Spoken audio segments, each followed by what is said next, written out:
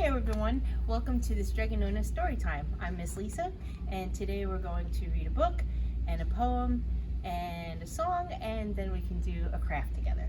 But first, we always start with our hello song, so let's get those hands ready. Ready? Here we go.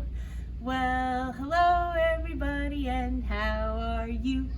How are you? How are you? Well, hello everybody, and how are you?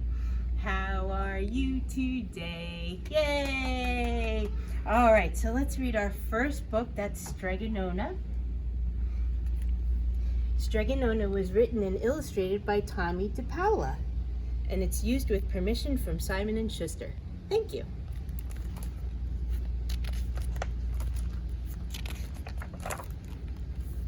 In a town in Calabria a long time ago, there lived an old lady everyone called Strega Nona, which meant Grandma Witch. Although all the people in town called about her in whispers, they all went to see her if they had troubles. Even the priest and the sisters of the convent went, because Strega Nona did have a magic touch. She could cure a headache with oil and water and a hairpin. She made special potions for the girls who wanted husbands, and she was very good at getting rid of warts. But Strega Nona was getting old, and she needed someone to help her keep her little house and garden, so she put up a sign in the town square. And Big Anthony, who didn't pay attention, went to see her. "Anthony," said Strega Nona, "you must sweep the house and wash the dishes.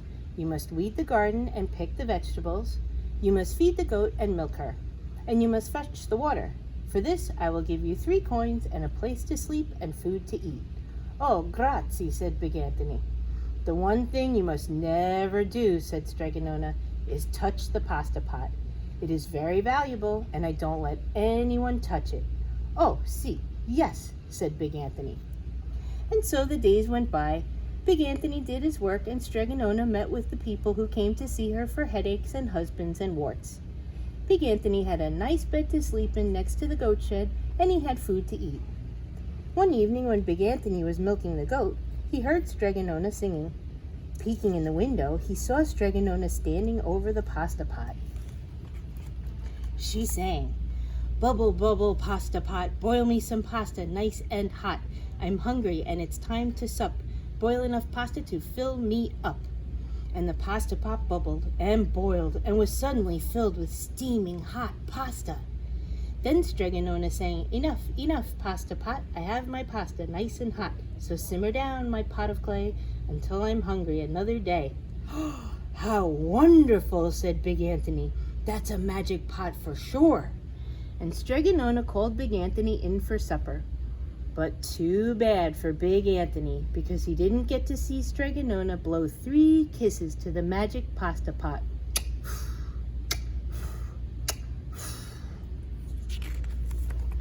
And this is what happened. The next day, when Big Anthony went to the town square to fetch the water, he told everyone about the pasta pot. And naturally, everyone laughed at him, because it sounded so silly, a pot that cooked all by itself. "You'd better go and confess to the priest, Big Anthony," they said. "Such a lie." And Big Anthony was angry, and that wasn't a very good thing to be. "I'll show them," he said to himself. "Someday I will get the pasta pot and make it cook, and then they'll be sorry." That day came sooner than even Big Anthony would have thought, because 2 days later, Strega Nona said to Big Anthony, "Anthony, I must go over the mountains to the next town to see my friend Strega Amelia. Sweep the house and weed the garden, feed the goat and milk her, and for your lunch, there is some bread and cheese in the cupboard. And remember, don't touch the pasta pot." "Oh, yes, yes," Strega Nona, said Big Anthony. But inside he was thinking, "My chance has come." As soon as Strega Nona was out of sight, Big Anthony went inside, pulled the pasta pot off the shelf, and put it on the floor. "Now let's see if I can remember the words," said Big Anthony. And Big Anthony sang, "Bubble, bubble, pasta pot, boil me some pasta nice and hot. I'm hungry and it's time to sup. Boil enough pasta to fill me up." And sure enough, the pot bubbled and boiled and began to fill up with pasta. "Aha!" said Big Anthony, and he ran to the town square, jumped on the fountain and shouted, Everyone get forks and plates and platters and bowls. Pasta for all at Strega Nona's house. Big Anthony has made the magic pasta pot work. Of course, everyone laughed, but ran home to get forks and plates and platters and bowls. And sure enough, when they got to Strega Nona's, the pasta pot was so full, it was beginning to overflow. Big Anthony was a hero. He scooped out pasta and filled the plates and platters and bowls. There was more than enough for all the townspeople, including the priests and sisters from the convent. And some people came back for 2 and 3 helpings, but the pot was never empty. When all had had their fill, Big Anthony sang, "Enough, enough, my pasta pot. I have my pasta nice and hot. So simmer down, my pot of clay, until I'm hungry another day." But alas, he did not blow the 3 kisses. He went outside to the applause of the crowd. Big Anthony took a bow. He was so busy listening to compliments from everyone that he didn't notice the pasta pot was still bubbling and boiling, until a sister from the convent said, "Oh, Big Anthony, look!" And pasta was pouring out of the pot all over the floor of Strega Nona's house, and it was coming out the door. Big Anthony rushed in and shouted the magic words again, but the pot kept bubbling. He took the pot off the floor, but pasta kept pouring from it. Big Anthony grabbed a cover and put it on the pot and sat on it, but the pasta raised the cover and Big Anthony as well and spilled on the floor of Strega Nona's house. "Stop!" Big Anthony yelled. But the pasta did not stop, and if someone hadn't grabbed poor Big Anthony, the pasta would have covered him up. The pasta had all but filled the little house. Out of the windows and through the doors came the pasta, and the pot kept right on bubbling. The townspeople began to worry. "Do something, Big Anthony," they shouted. Big Anthony sang the magic song again, but without the 3 kisses, it did no good.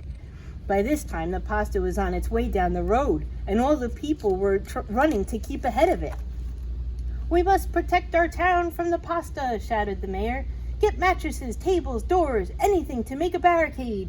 But even that didn't work. The pot kept bubbling and the pasta kept coming. "We are lost," said the people, and the priest and the sisters of the convent began praying. "The pasta will cover our town," they cried.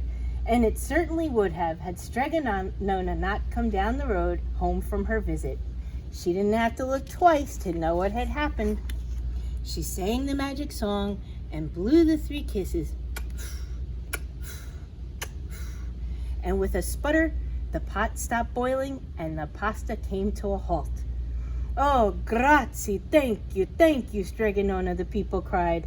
But then they turned on poor Big Anthony. "String him up," the men of the town shouted. "Now wait," said Strega Nona. "The punishment must fit the crime." And she took a fork from a lady standing nearby and held it out to Big Anthony. "All right, Anthony, you wanted pasta from my magic pasta pot," Strega Nona said, "and I want to sleep in my little bed tonight, so start eating." And he did. Poor Big Anthony. The end. Oh, poor Big Anthony. I think he probably had a pretty good bellyache. I know I would. All right, so I have a poem for you. And this is from a book, Where the Sidewalk Ends. And the poems and the drawings are by Shel Silverstein. And it's used with permission from HarperCollins. Thank you. Spaghetti. Spaghetti, spaghetti all over the place, up to my elbows, up to my face, over the carpet and under the chairs, into the hammock and wound round the stairs, filling the bathtub and covering the desk, making the sofa a mad, mushy mess. The party is ruined. I'm terribly worried. The guests have all left, unless they're all buried. I told them, bring presents. I said, throw confetti.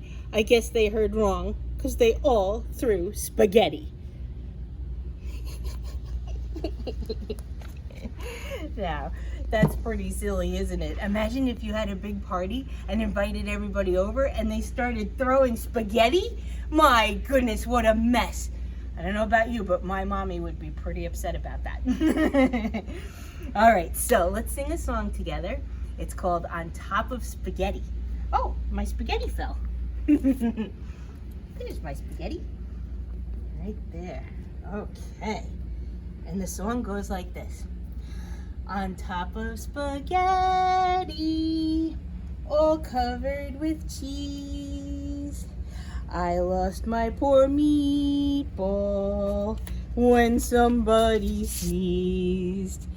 It rolled off the table and onto the floor.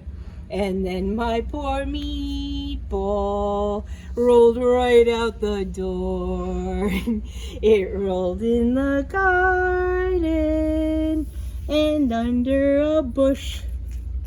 And then my poor meatball was nothing but mush. So if you like spaghetti all covered with cheese, hold on to your meatball and don't ever sneeze. That's a silly song, isn't it? All right, so let's talk about our craft. When you sign up for the class, you'll get a bag, and in that bag, you will get the poem Spaghetti that I just read to you from Shel Silverstein.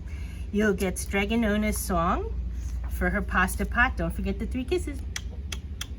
And you will get 20 pieces of string. You know what that is, right? Spaghetti! And you'll get a black cauldron, right? Just like Strega Nona. And poor Big Anthony needs a fork to eat with, right?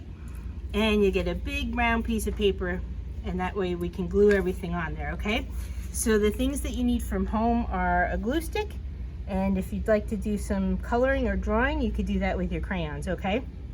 So, just to quickly show you, now you could put this cauldron anywhere you want. You can put glue on the paper or glue on the cauldron and just put that on there. And of course, all that spaghetti was just boiling all over the place, right?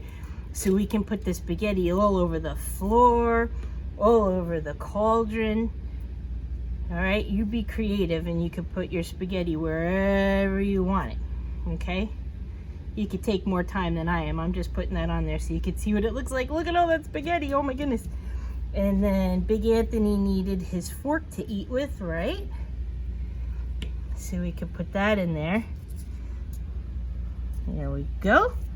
1 fork to eat with. And then if you're really creative and a good artist, you could draw Big Anthony on there. I can't do anything but stick figures. I'm sure you do better than I do.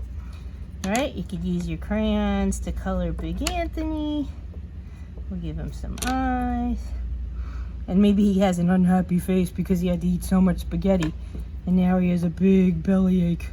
No, poor Big Anthony. Oh my goodness. Now his belly's all big because he's so stuffed with spaghetti. All right, so thank you very much for joining me for this story time.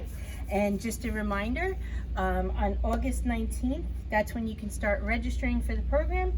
And then on Friday, August 21st, that's when you can come in for a curbside pickup, and we'll bring the bag right out to your car for you, okay? All right, thank you for joining me today. I hope you had as much fun as I did. I miss you. Hope to see you at the library soon. Bye.